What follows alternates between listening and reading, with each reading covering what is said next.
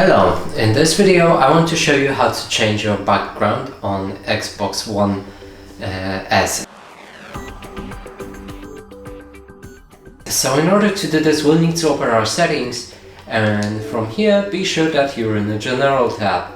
Select it and move to Personalization. Now select your background, in this case it's actually my background, and then you'll be able to select it as a solid color and game art.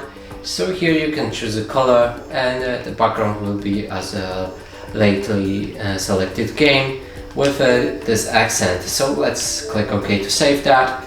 We can also do achievement art, and next is customized image, and that way you'll be able to pick your own customized image for your background. But you will need to have these files on your file explorer in Xbox. I don't have any, but in your case, if you want to set it as a customized image, make sure that you download one. Now you can also do the screenshots, so if you captured any screenshots while playing, you can also set them as your background image. Now if you want to remove all backgrounds, click on Remove Customized Background and it will be restored to your default.